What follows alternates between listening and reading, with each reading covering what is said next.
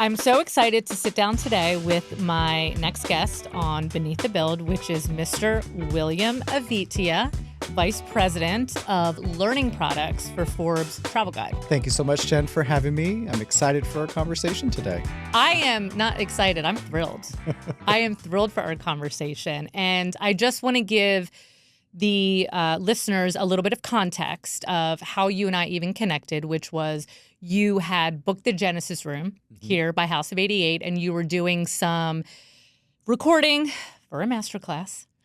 And in the masterclass recording that I was here and I was just witness to, you started talking about different things that it just made my ears perk up because as a brand architect, I was hearing you say things and it was resonating with me. And I was just like, wait a minute, there's a lot here that I know I want to dig into. And also your role with Forbes Travel Guide, I want to sort of peel back the onion on how someone ends up in a leadership role like yours, who has a lot of influence in the industry, a lot of influence within that part of the brand, and really shaping hospitality culture.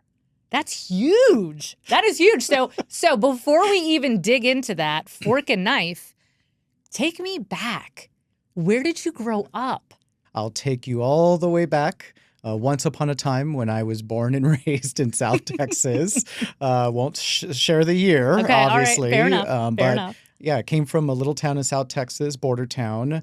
And then when I left for college, I decided to go far, far away. Quote, far, far away, as my mother likes to remind me. You went to school? I went to school at Cornell in upstate New York. So talk about really far, not even New York City, but in the middle of nowhere. And it was such a unique opportunity that I wasn't necessarily chasing Cornell.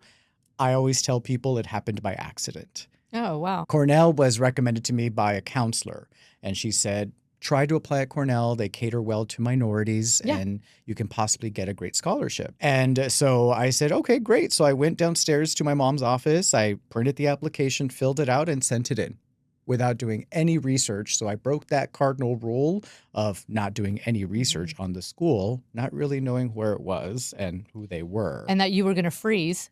And that I was going to freeze Yes. in the frozen tundra Yes. of upstate New York. And fast forward, I got interviewed and then I got in. I was accepted to Cornell University and I said, great. So I went to go visit for a weekend. And I absolutely fell in love with the campus, the people, the activities.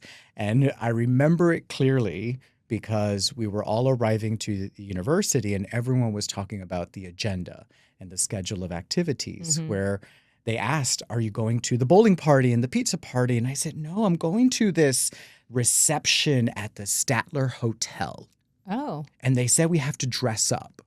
Are you dressing up? No, we're just going to get pizza. Yeah. And I said, well, that's interesting. So showed up to this reception. It was very small and intimate, possibly maybe 30 people. Okay. And the counselor, the main point of contact, stood up and started her speech and said, welcome to the School of Hotel Administration, one of the best hotel schools in the world. Okay. And she continued, et cetera, here at Cornell University, an Ivy League institution. You really had no idea. I think I'm in the wrong place. I had no idea it was an Ivy League institution. I had no idea I got into the School of Hotel Administration and had no idea it was a thing. But apparently I did. And fast forward 2 years when I was working in admissions, by the way, P.S., BT dubs, I checked my application. I said, did I really check off hotel school versus agriculture and life sciences, engineering, et cetera, et cetera? And I did. I checked off hotel school. And I fell in love with it. And the curriculum was so unique. It was different where we didn't have to do the traditional basics of study like you get in any other major university. We jumped right into food and beverage, hotel operations. There was culinary classes, wine classes, above and beyond. So how could you not love that? Yeah. And so I fell in love with just the whole thing, the industry and everything that I just fell into. Yeah. So that's kind of where my hotel career started, is with this hotel school experience. By accident, but but clearly not by accident. Correct. To me, that was a little bit of like a wink from somewhere that's like, well, you think you're doing this, but we're going to get you over here. And now you are really shaping hospitality culture. That's incredible. In some way, shape, or form. I mean, no, feels... you are. You are. Yeah, it's okay. You are. Own that. And that's where, I think my mother always said, everything happens for a reason. Yeah. And if it was meant to be, it was meant to be type of mentality. And it's funny hearing that from her, because her and my father did not want me to go to Cornell. They fought against it. We don't have the money. We can't afford it. It was, again, Ivy League, private school, out of state.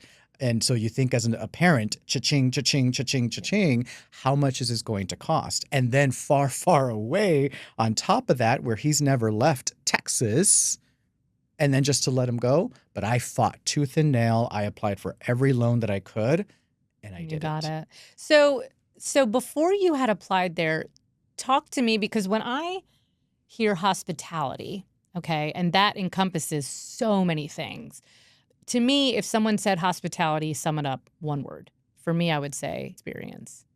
So looking back now in hindsight, when you look at yourself as maybe a younger boy, a teenage boy, was there anything about your interests that were sort of pulling you towards more of something that gave you a feeling from the experience? What's interesting about the unwritten path and fate that took me to where I am today, whether it was my upbringing in the church world with my grandparents, whether it was my grandmother who built her own business and built a tortilla factory as a widow with 12 children in a small town and made it happen in the 50s. Wow. Right? Yeah. Or whether it was just being at the service of others, with my father being a police officer, my mother being a teacher. So all of those life lessons that were just instilled in me kind of shaped me into who I became and am today. But here's another fun twist of fate. High school, freshman in high school. We have no idea who we are whatsoever. And we were taking we think we do, but we don't. Well, we don't. No clue. And I was taking a health and wellness class, because that's when they started bringing sex education, self-esteem type of classes. And during this class, and again, another memory of mine, the assignment was you have to write a magazine cover article and write a story as to why you're on the cover of a magazine. Right? Yes. You could be anything in the world as a freshman in high school. Yeah. So you're what, 14, 15 years old? Yes. I have a 14-year-old. Yes, So, 14. I mean, what was I going to choose? I have no idea. And listening to my friends at the time, everyone chose movie star, famous athlete, et cetera, scientist. Okay, great. My story on why I was on a cover of a magazine was because I became the youngest general manager of a hotel to earn their 5-star. That's bizarre. I now work for the company, Yeah. Forbes Travel Guide, that awards 5 stars to hotels, restaurants, spas, and cruises around the world. Now, did I ever become that general manager? No. But twist of fate, right. I'm now with Forbes Travel Guide. Right. That's crazy. And that's and not only crazy, very specific. It was uber specific. It wasn't like, hey, I don't know, I wrote a good song and made it. Yeah. Like, no, specific. I love that, though. That makes me think about, I do believe something's always guiding you.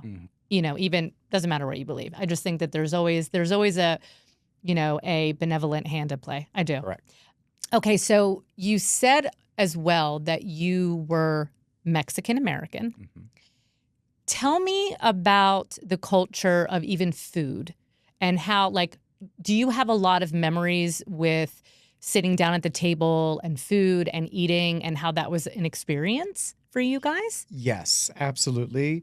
With a teacher and a police officer at home, and also my father who worked 2 jobs, right? He would work a police officer in the department during the day and then would work security at night to just help support the family of 3 boys.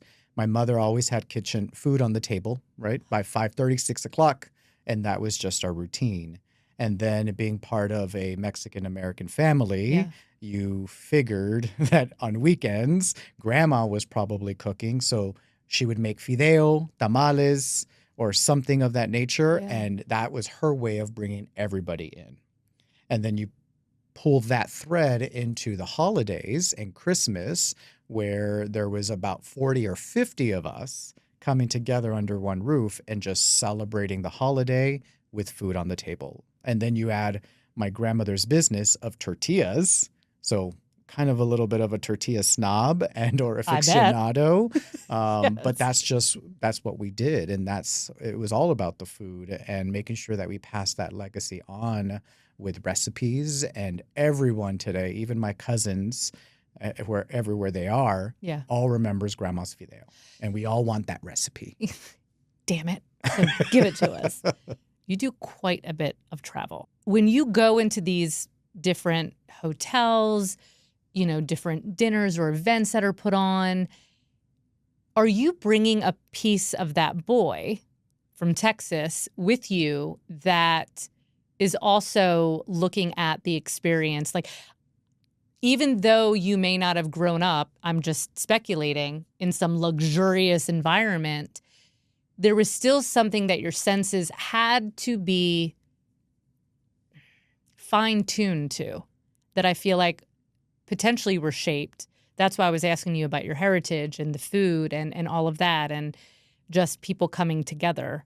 So talk to me about that. Do you see a connection potentially between those things? In the sense of appreciation. Growing up in Texas, my parents and their parents, it was all about you're born, you're raised, you live, and you die here. Yes. You don't go anywhere else beyond that. So my generation, my cousins, were one of the first to get out of the household, maybe to another part in Texas. But I was one of the very, very few, probably 2, 3 cousins out of the 25 of them to actually leave the state of Texas. Yeah. And to experience other cultures, to experience other things, other foods. And so this is where I always come back to a place of appreciation. Even fast forward to my career now of traveling the world, seeing all these amazing destinations and locations, hotels, and service styles. It's quite remarkable, the creativity that's out there. Yeah. And in order to make us better people, we have to expose ourselves to that. We can't get stuck in our bubbles and think that is our world. Yeah. And thinking of trying to repay my parents, but the last vacation I took with my parents, which who takes vacations with their parents? Not many people, especially before COVID. I had the chance of taking my parents on a Mediterranean cruise. Oh, wow. And it was before I took this job. I went on vacation and I said, nobody else wants to come with me. Nobody else can come with me. So I said, screw everyone. I'm still going on this vacation. Yeah. And the last conversation I had was with them. And I said, I'm going on a Mediterranean cruise. Did you want to come? And my mother and father were like, what? Like, why? And it's so last minute and it's so far. My father's never traveled internationally. I was just going to say, were they almost trying to put the brakes on because it was way out of their comfort zone? Correct. And my mother, she had traveled to London for her brother's wedding. But outside of my mother, my father had never traveled international. Yeah. Maybe just crossing the border in Mexico and crossing the border to Canada when they dropped me off at school because et cetera, different story. But this was his first time crossing the sea. Wow. And what I appreciate is they said yes. And I'm like, are you sure? Like, wait, you're coming? Like, you're actually coming? And they did it. And I got to show my parents, mainly my father, look at this bigger world. Wow. Right? We got to go to, we started in Venice and then we went to Croatia. We went to Turkey.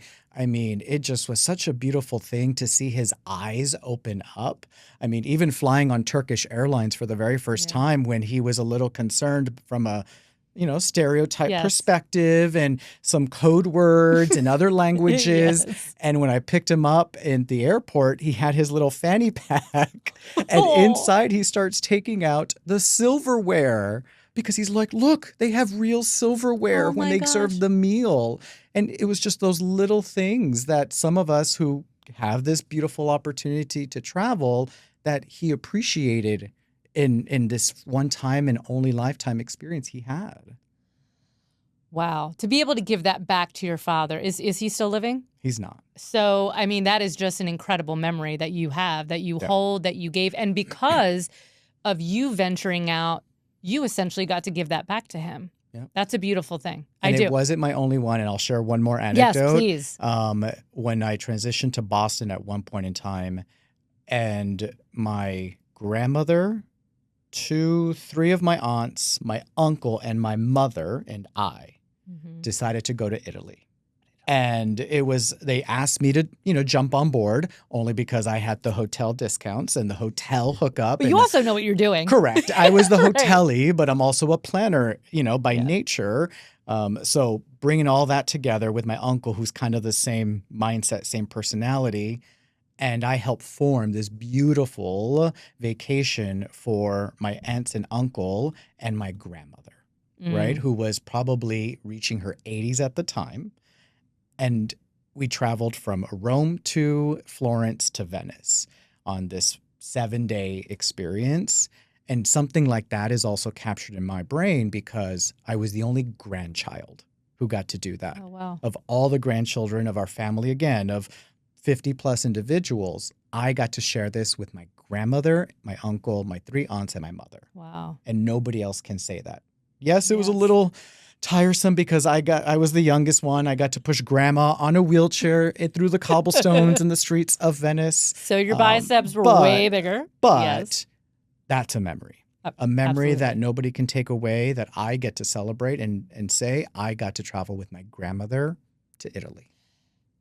I'm going to piggyback on what you just said. Okay. You talked about you just shared about your father, which was a beautiful, beautiful experience. You just shared about being able to take your 3 aunts, your uncle, and your grandmother to Italy with your mother as well, right? Yes. Yes. And although it was taxing for your muscles, the memory of being able to do that with her and for her is wonderful. To me, I hear someone who really, really values experience. And so to me, there's no way that does not shape everything that you touch and everything that you do, specifically in hospitality, even if you're not conscious about it. Because on some level, you know that when it's your time, the only thing you have left are those things. That's it. Sure, some people can have money or properties, but you can't take any of that with you. The thing that you hold is what you had with another person. Yeah. So how does that apply to your work when you're walking into a hotel? What are your senses dialed into? Because to me, I would think that you're walking through and you are so, again, attuned to the experience. It's like a second nature thing for you. Tell me about that. I want to know what's happening in you when you are, to someone else, you could just be walking through the lobby and you're going to go speak with a general manager about something. But what are you really looking for and looking at and feeling? It's a culmination of things. I know that's a loaded question. When I just asked you, loaded question. You're like, which part do I want to answer first? And it comes with time to harness that power, to harness that attention to detail, and to be able to pick up on all these little micro moments and that multisensorial elements that are all happening at the exact same time. It's a craft. Yeah. And that's something that I couldn't do on my own. It came with a lot of training, a lot of practicing with my experience at Forbes Travel Guide. And that's kind of what we teach our evaluators and our trainers to do. And it just comes down to just being present, being in the moment, because every little detail can add value to that ultimate experience or can take away that value that we're looking for in that experience. In your work, have you ever heard someone say or ask about what is the sensation the customer is actually experiencing? We always talk about emotions, and that's actually one of my common questions to teams in the classroom is, what's our goal? What do we want the guest to feel? It's not so much about the tasks. It's not so much about the steps of service, because if I'm coming in to teach a team who's been working in their roles for 5, 10, 15, 40 years plus, they know how to do it. Now, what I want them to be aware of, hyper aware of, is how am I making someone feel? Because we all know we're emotional creatures. And that's what's going to create the emotion, is what I did and what I said is going to make you feel a certain way. And I want you to remember that emotion, because it's that emotion that triggers the memory, which then from a business perspective creates that conversation, and that you talking to your friends and family about the amazing or not so amazing experience you had. And so what do I do to make you feel the way you do? So I would think that a lot of the training is introspective for someone who's being trained, like to actually start to know themselves better and how they're coming off and how they're interacting and what they're doing. And then it's almost like a cause and effect thing. But then also at the same time, I'm thinking about, do you guys teach a lot, or do you teach about body language? Right? Very much so. Right? Like, I mean, if you really want to become someone who is an expert at cultivating a sensation in another person, you just have to be, I keep using this word, but it's true. You have to be so attuned to your environment, to subtle body language, all of that stuff, to sort of say, okay, I'm anticipating this is sort of what they're feeling, and this is how I'm going to like now navigate this. Correct. It's fascinating. Well, think about the last time you told somebody, oh my gosh, go to this restaurant or go to this store because they're so nice. Why should it be just because they're nice? Isn't that an expectation of a service-driven environment of a retail store? Like they should be nice. That is an expectation. So the fact that we're calling that out, like, oh, go to this restaurant because they were so nice. Food was okay, but the server was so kind. He was funny. And those are those micro moments because of what the server did and what they said that made you feel the way you do. I mean, you could actually go somewhere that maybe had a little bit of even shitty food, but the service and the people that were trying to make it right were like so committed to that, that, it can sort of help shape when you walk away. Correct. And that's where when it comes to our training, we're trying to assess very quickly, because our training time is very limited to just a few days.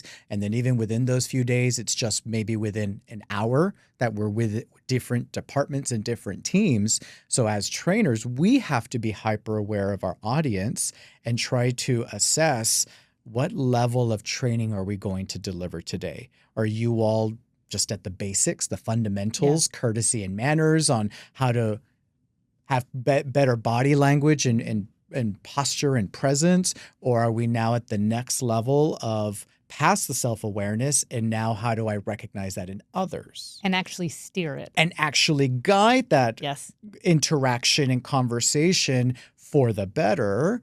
Or are you at that high, hyper level, 5-star experience where it's all second nature, and now I can push you even further with more realistic scenarios that may not come up and that we need to practice because we just don't know what we don't know until it happens. Yeah. How do you help teach someone to deal with conflict? And I do have a question about this. Yes. Do you believe the customer is always right?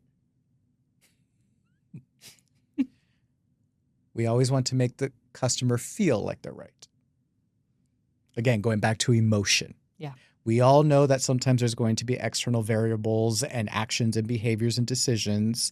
And it's just like when the guest does something wrong and they know they're wrong, but they're trying to blame it on the hotel.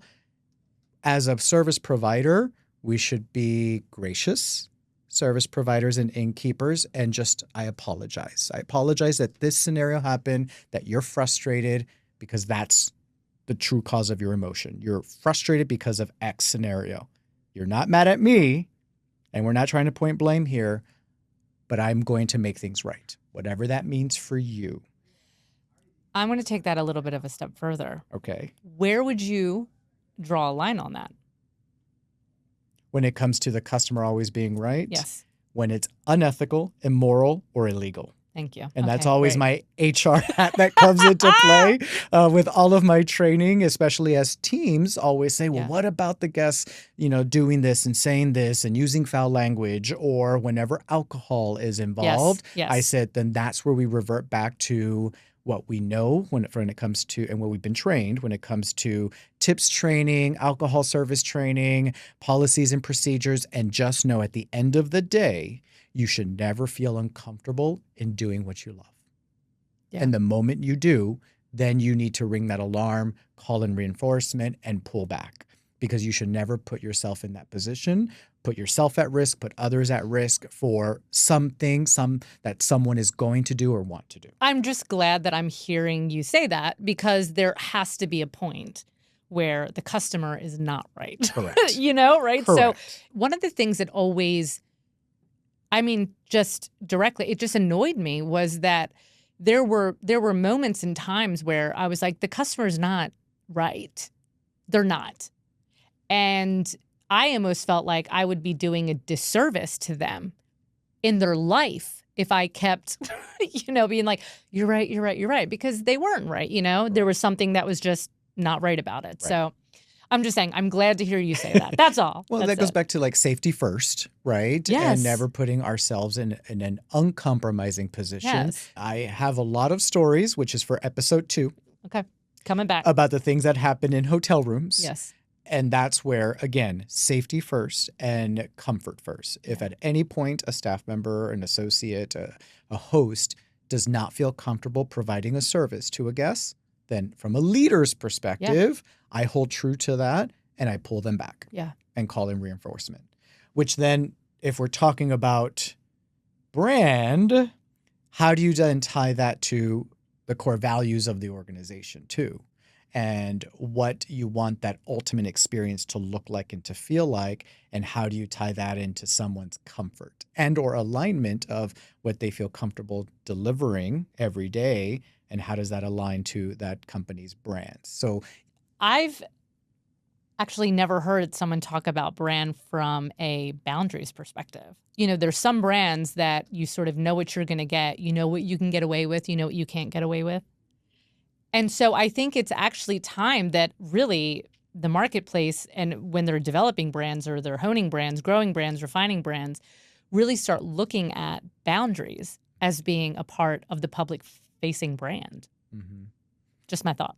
Well, that goes back into, are you creating these values from a service delivery perspective to say, at the end of the day, we want to create this emotional reaction, this memory. So our service should have the flexibility and the empowerment to go above and beyond, right? We all talk about above and beyond, surprise and delight.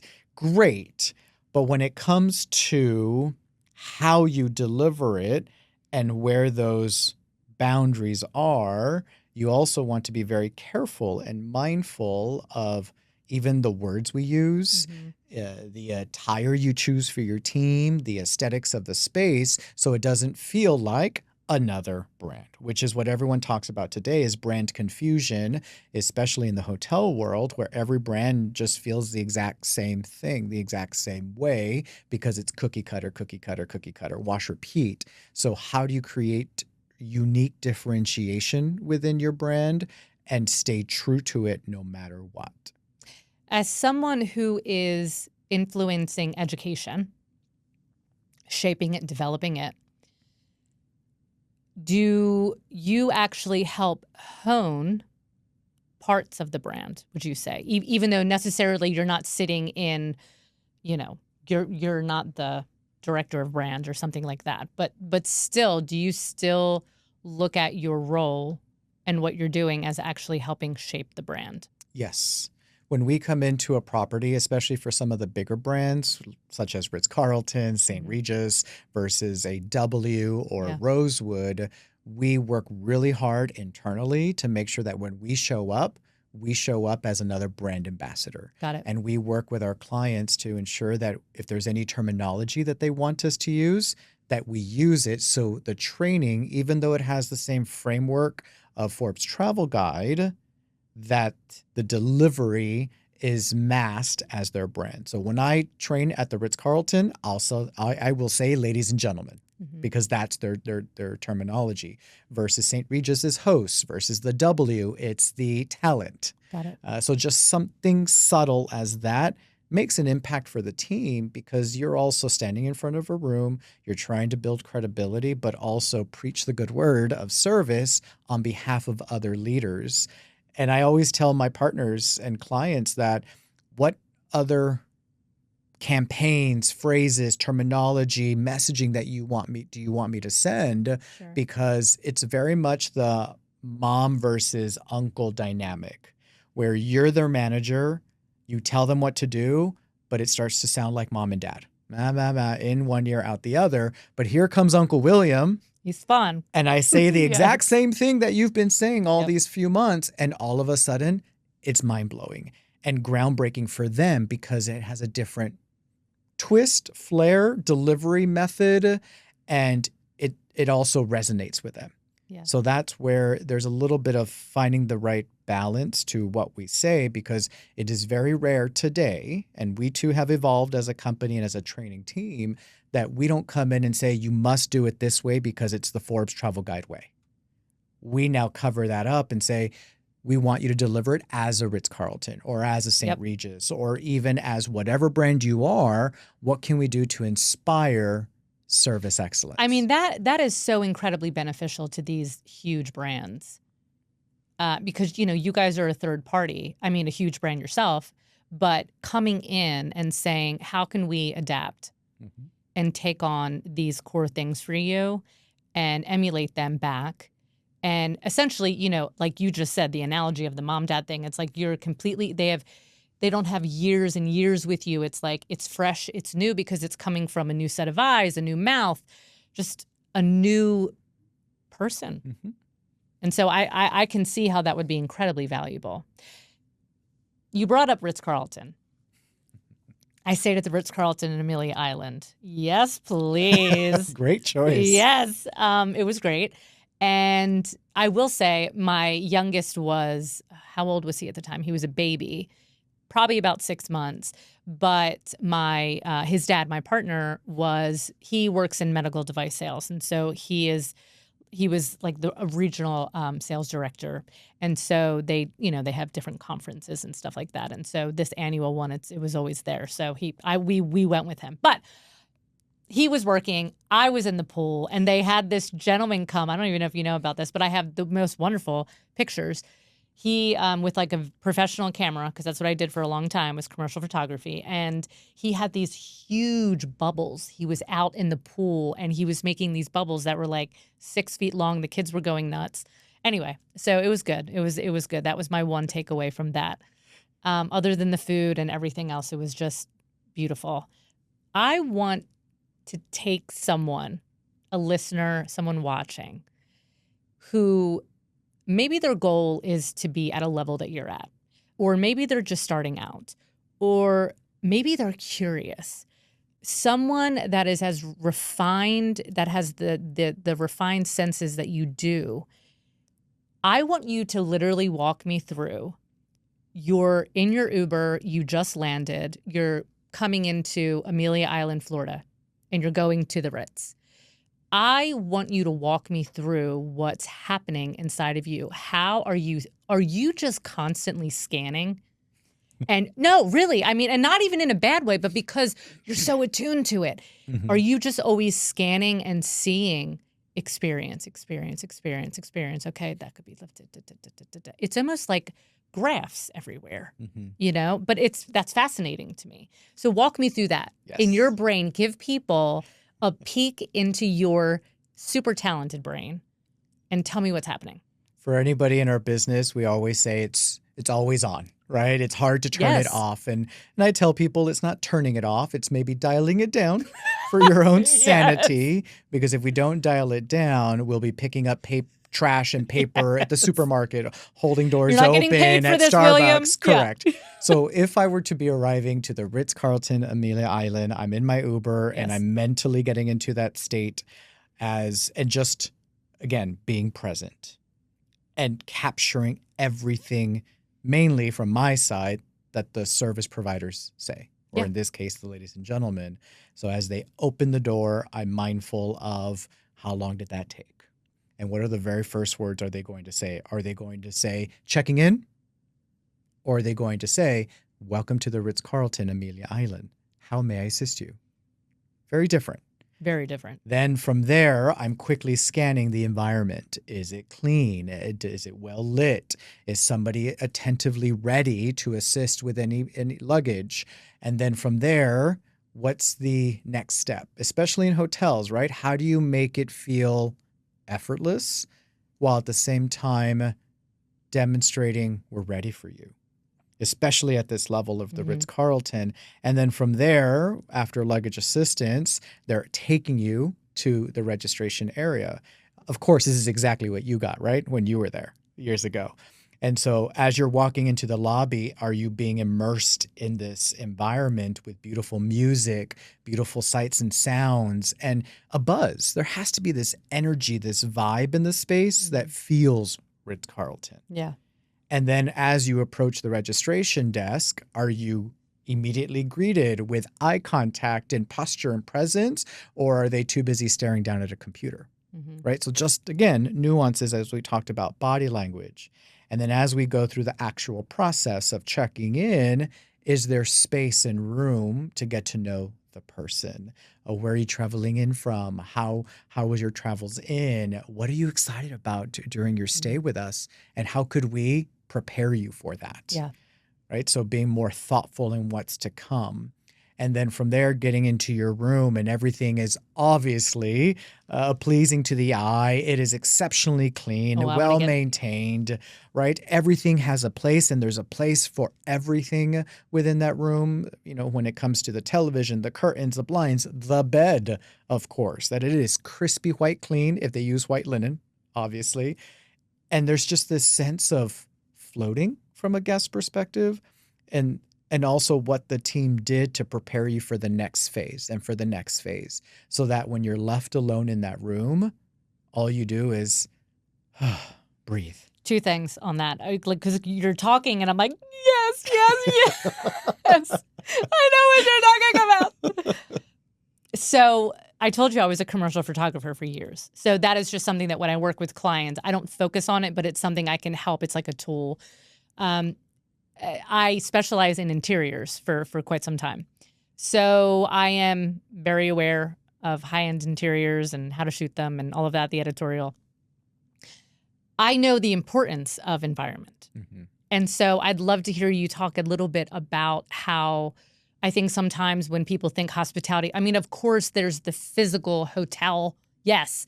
But I want you to really help someone understand how the designed environment really affects a guest. Like, some people are like, I don't really care about, like, no, this psychologically has a huge effect on you. So anyway, I would love to just hear your perspective on that as well. It goes back to intention, especially in the design and construction phase of any hotel, any property. And we always like to joke sometimes as operators of hotels who have been in the business running the hotels for many years, that sometimes we just wish as operators that we could get invited to those design meetings, because designers love to pick certain fabrics, materials, elements to put in a hotel that make no sense. Or does not help the operators sustain that long term. And they're going to be replacing it. Correct. They'll have to replace it in 2 years or 5 years, especially when you think about lighting fixtures upon arrival, when you think about materials like wood paneling, but then when you add music and then sound, reverb, and acoustics. Reverberation. Reverberation. I knew what you meant. And acoustics with that. And then you add people and running children. Like, everything has to be designed with intention. And so that's where having an operator, someone who has to maintain it, sustain it. Well, someone who's using it. And somebody who's using Not just it. viewing it, Correct. using it. Correct. And you'll hear a lot of that sort of commentary from housekeeping teams when it comes to the maintenance of the guest Well, it rooms. makes their job Correct. essentially harder. Or engineering teams who will always have to replace that material, which is very difficult to replace based on usage, or wooden floors as you walk into the lobby that all of a sudden get discolored because of traffic. Or stone in older hotels that starts to warp, which is actually kind of cool, but at the same time could become a hazard. Yeah. And so this is where design is so important early on, that you think of the operator, you think of the sustainment, but also the guest, obviously, and the influence it has on the overall aesthetics. One of the brands that I have always admired, never got to work for them, was very close, is W Hotels. Okay. When W Hotels launched in 98 and 99, like they changed the game for hospitality and really pushed the boundaries on design, on style, where we all knew when you walked into a W Hotel, it was going to be dark and there was going to be some really cool lighting effects and the music of I got to hear it glowing. yeah, we're going to get it going. And you knew that right away, and they pushed that boundaries to the point they changed the lexicon in the environment. So it was no longer the front desk. It was the welcome desk. The valet team was called Wheels. Oh, wow. Cute. Okay, yeah. And the team members were called talent, and housekeeping are called stylists. So they just turned everything on its head from a design perspective to put somebody in that environment. And whether they wanted it or not, you're gonna get it. Yes. And so that's where with hotels today, from brands today, we have to think about intentional designs, not only from a physical perspective, but from the service perspective. And how do you add that value? Because there's one thing to design it and tell a great story up front in preparation for the visit. But then the moment a guest arrives on that front drive and we open that door and say, welcome, does it match? And is it consistent throughout for the remainder of that journey? Or are we doing things, or lack thereof, when it comes to the maintenance of that design, that create regret? Like, you know what, this is not really what I thought it was going to be, or now there's friction, or now there's barriers to me enjoying myself and really relaxing. So the dream you sold visually and or online or before I arrived is not the same dream I'm getting from a day-to-day perspective. What is brand to you? I'm asking you the question. What is brand? Because I think there is the traditional idea of brand. I don't agree with any of it. That's why I'm, as someone who's very honed into experience and feeling and sensation, I'd like you to tell me, if you took away, so let's do the W. Because we were just talking about that. And that was something that you said was very innovative at that time. Take away the name. Take away the logo. Take away everyone in there. What's the brand to you?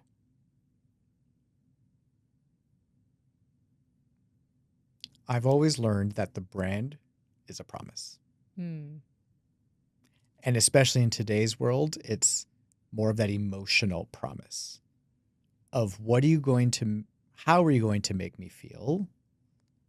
And was it worth it? Yeah. For, whether it is a W, or whether it is a coffee company, whether it is a fast food chain, this is our promise, and this is what it's going to make you feel. This is how we're going to make you feel, and you're not going to regret it. Yeah. I'd like to give my perspective on that. I've always said that your brand is not your logo, it's not your color palette, it's not your name, it's none of those things that you're taught. Your brand is a very specific feeling. And that feeling could be as different as the people that come in. like every single person that comes in. But it's a very specific feeling, sensation that person experiences when they're interacting. It's like the building, the sheets, the talent, the person, that's just the vehicle. Mm-hmm. And so that, and I'm going to just elaborate a little bit on this because I think you would appreciate this. I had a lifestyle brand for about 7 years. I had created the first lifestyle brand for modern motherhood. It was called the LB brand. The last year I had it was all online. I had it at Pond City Market. I wanted to do a brick and mortar because what I found from 6 years was that I built this global community of women. And essentially what I had done when I had sort of stepped back and sort of analyzed everything, or the success, right? Or how we would measure success. I had essentially been, I even hate this word, but just very authentic in however I was communicating with people about what I was doing. People really connected to it. And I realized that once I put this thing out there, that it was no longer mine. I was essentially a channel, that I was given the amazing opportunity to channel this energy, because I believe a brand is a separate energy from the people that create it. And it is an honor, if you're doing something really awesome, to be able to steer and be at the helm and work with that energy in that way. And people, what I did was I opened up this community where I allowed people to step into my brand. And this was before influencers, right? There was a thing. So I was, through that brand, I was sort of creating this blueprint for these women all over the world to step in, interact, and do all these different series on the lifestyle blog, right? So fast forward, I'm saying all of this to say at the end, what I started seeing was women that were not only deeply connected to this thing, but they started to then get it tattooed on them. Yeah. Wow. And that's when I just really understood. That's why I have a very strong opinion about brand. Mm-hmm. I had celebrities from J-Lo to Gwen Stefani to big athletes in the brand. My brand, I'm gonna get to this because I'm gonna come back to this. I never made more than $102,000 a year, but the impact and the influence that brand had for the 7 years that it was there, I see sometimes multi-million-dollar brands that haven't had the same amount of impact, which now gets me back to KPIs. Mm-hmm. How do you rate success with a brand? Because I'll tell you really quick, I know I just asked you, but I'm going to tell you from my perspective, I see revenue and brand separate. Some people would say, well, your brand, it's synonymous with your revenue and your business. Brand and business, very different. The business that I had with LB was, I mean, it was great. I was a one-person show. I mean, I packaged all my orders. I, designed all my stuff. I, did all my sourcing overseas. But I never ran an ad. Mm-hmm. That's why, I didn't scale. Everything was a grassroots. People felt so deeply the way that I constructed it and I was guiding it that it became theirs too. And that was really amazing to see. So when I think of KPI, it's movement for me. Mm-hmm. So how do I define movement? I define movement, not physical movement, right? But what I saw from these women is that their life, in some way, shape, or form, changed after interacting with me and with the brand and with the experiences, because I was very big on brand experience. I would fly to LA and I would do an experience out there. I was so accessible to my community. And I think that was another thing, that they were just like, holy shit, this is great. This is real. This is connection. Right. So how do you measure, what KPI do you use for success? Interesting topic. We've gone around to come back here, but I wanted to give you context. Yes. And I agree that brand is very different from revenue. Mm-hmm. Again, we all want to make money. right? In any You business. have a business. You have to be. Yeah, Of course. Yeah. We want to make money. We want to be in the green. Great. Fabulous. But I'm actually going to make this a little bit more introspective and more personal. Good. That's what I'd like. And even, whether it is on behalf of Forbes Travel Guide or on behalf of myself Sure. as my own personal brand. Yeah. My KPI and my measure of success is when at the end of a training session, if I have one person who can come up to me and say, William, that was the best training I've ever had. You've really inspired me. Thank you so much for the message you've shared with me. Where can I learn more? That's movement. You've unlocked something. You've shifted something. You've changed a trajectory for someone. That is movement. To me, that is, I envision a world where, and that's beautiful, like that right there. But I think sometimes that becomes in friction with, okay, how much money did this visit make, Right. or whatever. And again, I am not like, in order to have a business, you have to make money. Right. I get it. But I just think I was gifted such an incredible experience those 7 years and all the experiences that I collected during that it really shifted, and is why I even do the work that I do. Right. Is because, I don't think if we had more people creating for what I would say is movement and not just revenue, I think we'd have a better world. Absolutely. I think if brands really cared about the end user that much, that they would know that sometimes some brands are lifelong, some brands are for a time period, but it's still just as valuable. Right? Correct. So if people could, because it's like, even look at something like, I'll just give you an example. If someone doesn't know what I'm talking about when I say for a certain amount of time, think of Fisher-Price. Think of Fisher-Price baby toys. Fisher-Price, you're using all these baby toys when you first have a kid. You're not using Fisher-Price after 7, right? But it doesn't mean that was not impactful for the years that you were learning doing sensory things with your kids and doing all of that.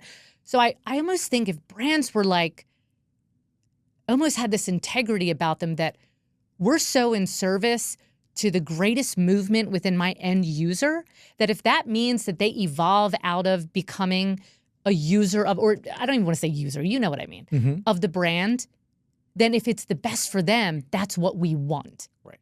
Because there's always someone new coming down the pipeline. Correct. So I just wish brands, I'm not saying anything about Forbes, I'm just saying in general, right? Like, I just wish people understood the power of their brand, and they understood the impact that their brand could have in someone's in someone's life. And it's funny enough, and that's very much aligned in what we're going through with Forbes Travel Guide today, where in the past, we started off as a learning and development team, teaching people standards, walking through standards, teaching them how to check the box to ultimately achieve the KPI of a 5-star. Yes. Now our methodology today is, let's walk through your experience, the steps of service that create the output of emotional impact and memories, not so much just for the rating. Yeah. Because the rating will come. That's more of like the cherry on top. Once you're there, you're firing off on all 5 cylinders. Then all of a sudden, when you feel that natural rhythm and muscle memory, and that's just the business you're running, that's when the awards will come. The accolades will come. And unbeknownst to you, all of a sudden you're 5-star, right? Because you're doing it because it's authentically, there's the word, authentic, but intentional in just how you run your business. And you're not only doing it to check a box. I will say this, and I said this while I had the brand. I never paid to market. I never paid anyone to essentially interact with the brand. I've always said, I think that some people may not like this, but it's just what I know to be true for me. I think that when you pay someone to essentially experience your brand, I think it dilutes the brand. When you're paying, or somehow there's an exchange to receive something from them, it dilutes it. I realize that people will become 100% bought in brand fucking evangelists for free. If you give them something that moves them, Mm-hmm. and if you give them something that they love, that they're like, I'm coming back for this. Like, here's the thing. When I go have a wonderful meal, let's say it's like the local Italian cucina place, and let's just say it tasted so much like my grandmother's cooking that when I'm back and I'm hanging out with my girlfriends on a Friday night and we're like, oh, you know what? I just went to that place, blah, blah, blah, blah, blah. And I'm like, you have to go there. That owner has no idea that I'm even doing that, number one. Number two, that whole experience is authentic because I experienced it. No one has to ask me to tell someone about it. Mm-hmm. So I think if you do really good work and you offer incredible experiences, people naturally talk. Correct. They naturally will be like, oh, I'm not staying anywhere else but a W. Oh, if I'm going to Amelia Island, yeah, it's going to cost more, but I'm not staying anywhere but the Ritz-Carlton. Because I know what I'm going to get there, and I know how I feel when I'm there, and I know how I'm going to feel when I leave. And that's what I want. Correct. You want that validation Yes. that it was worth it. Yes. And that's exactly where we're at with these service deliveries is make it worth their time because we're preaching the good word in the marketing campaign and the ads and the brand promise, but the true differentiator is going to be the service. And are we living up to those expectations and then some and creating the oohs and the ahs along the way so that they remember how you made them feel? Because if they just go through Amelia Island experience and just get the basics of checking in, here's your room key, here's your room, here's your luggage, they're just going to walk away and say, maybe I won't come back because I got what I paid for, but there was nothing along the way that created that spark of joy. Yeah. What do you think of the concept? You keep coming back to service, service, service, service. And I think service is rather like the channel for all these other things, right? Sensation, feeling, all of that. Mm-hmm. How do you feel that the feeling of being known and seen, how do you think that falls in line with hospitality? It is a core human truth. Mm. We all long to belong. Yeah. We want to feel special. We want to be recognized. Again, whether we admit it or not, it's a innate. deep longing, yes. It's innate to us and it's proven. It's scientifically proven that we want that sense of recognition and that sense of identity. Mm-hmm.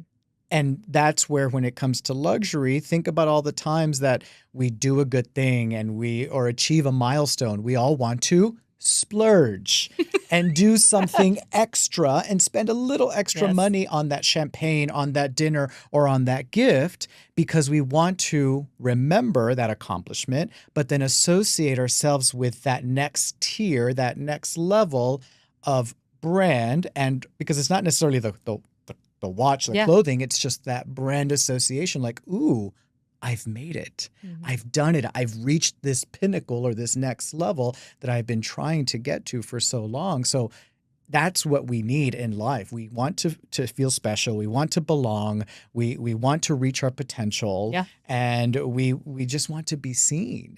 And so how, as a hotel service provider, can I do that for this other human being standing across from me who just wants to have a great time while they're here, right? If you were behind the desk at Amelia Island, come on, William. Oh, gosh. I know, hold on. And I walked in, mm-hmm. How would you go about making me feel seen? Can we just do a quick role play? Like, I'm curious. No, but I'm curious. You don't have to be behind the desk. Like, it's just like, how would you interact with someone, not just me, but someone to almost immediately put them at ease, immediately give them that sense of comfortability, right? Of even though they don't know you, it's like, why do you feel known? Right. Right? Mm-hmm. So here I am. I'm walking in. Hello. Good afternoon. May I have your last name, please? Yes, my last name is Leone. Leone, Miss Leone, it's such a pleasure to meet you. Are you excited to be here today with us? You have no idea. I've had kids all week, and this is like my long weekend, and I'm checking in by myself, and I just want to sit by the pool. I have waited all week to get here, so I am like probably your most thrilled person walking through the door. Miss Leone, on behalf of the entire team, we are thrilled to have you as well. And we have a Right there. great... You just said me and the entire team. And right there, that feels like family. You caught it, right? Yes. Good. I caught it. And it's those, again, going back to Yes. micro moments, micro statements, things we're saying, because I could have just said, great, can I get your credit card? And move on with the transaction. And what we lack a lot today as service providers is the reaffirmations. Yes. Like, I am so happy to see you. I'm so happy that you're here. We are excited that you're here, and we have a lot in store for you. And to me, when I hear me on behalf of, and myself and on behalf of the team, I feel like, to me, when I hear that, there's an immediate sense of supported. I am supported through not just me walking to the door and I'm interacting with the guest desk. I'm going to be supported if I need room service. I'm going to be supported if something happens to my lamp and someone from facilities has to come in or whatever it is. Right. To me, that is just I'm taken care of. Mm-hmm. So yeah, I didn't mean to interrupt you, but I was like, boom. That makes me feel, woo! I passed the test. Anyway, you did great. You don't need my validation. You already know you're great at what you do. But I just wanted to see, like, how would you, because I would feel like it's a constant, believe it or not, it's a constant disarming when people walk in. Because you don't know what kind of day they had. You really don't know their personality. Nope.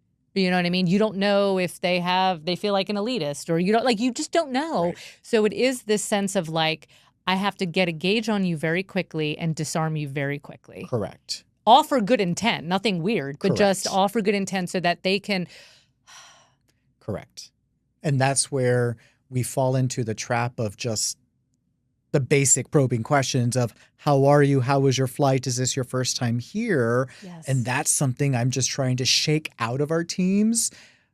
But that's just what they've been taught, and that's what they've been trained to do, and that's what they've been asked to check the box. Yeah. I love it when somebody could flip the script and just go completely improv, because then it makes me pay attention. Like, what did you just say? That was really cool, because now I'm paying attention because I wasn't expecting that. Yeah. So it's a little bit of that unexpected. And I've seen some of that with servers in restaurants. Yeah. And it's fabulous when you can just not go off of a script or do something unexpected for good intentions. Absolutely. It's to, like I said, if you're working in the hospitality, essentially your goal is like, come into this cocoon. Let us get, soften, let us get you taken care of. And then whatever your experience is while you're here, and then we shoot you back out of the cocoon, back out into your life and into the world. I would think, so you want to make sure that cocoon is as soft as possible and just luxurious as possible. All right. So when you and I first connected, you were shooting your part for a masterclass with Forbes Travel Guide. And I know that when we started talking, Forbes has really a B2B, and now they're moving into that B2C. That's exciting. I mean, they've never done something like this, and obviously you're a part of it. Mm-hmm. What's coming? Going back to what I said earlier about my KPI of making somebody feel that they had an impact in any of our training sessions, the one thing that we're always missing was, where can I get more of this? And so for the first time ever, we're rolling out, in addition to some online courses that we just launched last year, we're launching our first certifications program. That's a big deal. Which is huge. Yeah. Because obviously it's by Forbes Travel Guide, and everyone loves the brand, loves the name. Yeah. But behind that are all of the best practices, the ins and outs, the insight into how, as an individual, can I truly become the best service provider that I can be, especially at this highest echelon of luxury service. I was just going to say, and the individuals who I'm assuming has been curated to teach and to help guide on this certification program, they have to be like the best of the best. Well, it's all our internal team members, right? So this program is going to be delivered through all of the learnings and insights of our world-class team, all put onto and placed onto a digital product. And so these individuals will now be able to purchase courses, purchase a study guide, and take the ultimate exam to be able to say that I have a certification by Forbes Travel Guide. Yeah. And what type of practitioners are you really aiming this at? Is this everyone? Is this someone who is a chef? Is this someone who is working in hotels in terms of, service with the guest when they're coming in? So who can really benefit from this? We're looking at really anybody who wants to elevate their career. So it can be for anybody within the luxury space who just wants that extra badge of honor and accreditation on their resume to hopefully get ahead one day if they're looking to promote from manager to director, director to executive, or even as a room attendant who wants to be a housekeeping supervisor someday. Yeah. Or for somebody who's trying to cross that tier to go from a Westin or a Sheraton into a St. Regis and Ritz-Carlton. Yes. Because I remember having worked in Westins and Sheratons, when I crossed that bridge into the St. Regis space, there's definitely a learning curve to understand the luxury guest, the luxury environment, and I was just thrown into it. So today, or soon to be, to have a certification brought to you by Forbes Travel Guide that gives me that insight and would prepare me as a hotelier to move into that space, it's phenomenal. And that's where, whether they are in hotels and restaurants and spas, cruises, or even any sort of service-centric space, like this is the program for them, because it's not only going to teach you and inform you everything that you have to do in the luxury space, but it's more of the essence. Got it. Right? The philosophy of luxury service and all of the learnings that we as Forbes Travel Guide have learned through all of our decades of being in existence. I would say someone that's at your tier. I mean, you're in leadership. You're 5 stars himself, William. I would argue, in the best way, that your training and what you first received as training and then became knowledge is embodied. It's to be operating at the level that you operate at. It is just embodied. And I think maybe that is sort of the journey of taking people from it just being concept and knowledge to embodiment. Yes.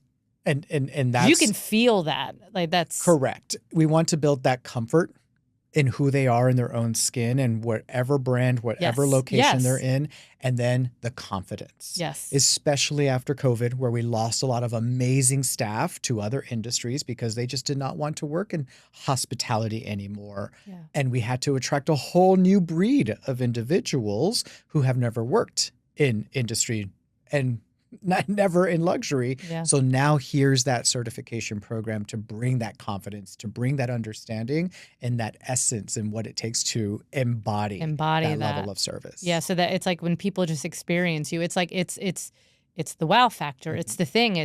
They've got that thing. You can't. The it factor that Simon Cowell always talks about. Yes, and you've got the it factor, William. God, I love this. Well, I just want to say I have had an incredible time. And before we end, what is the next place that you're looking to travel? Oh, I mean, I know work sends you, but where would you say I want to go? My next destination for personal vacation would be Singapore. Okay. Or Thailand. Okay. So that part of the world, because I have not journeyed too much to that side. Okay. And I just need to get to Singapore and Thailand, as I was just having a conversation with one of my colleagues about it and how amazing it is. Well, I'll be looking forward to the pictures. And when we do round 2, you're going to have to tell me all about Singapore or Thailand, or maybe even both. I don't know. Well, I have just absolutely enjoyed sitting down with you. I love talking with you. And I think that there's absolutely going to be a 2 in the future. And thank you so much, Jen. It was definitely an honor being here with you. Yeah. Thank you. You got it.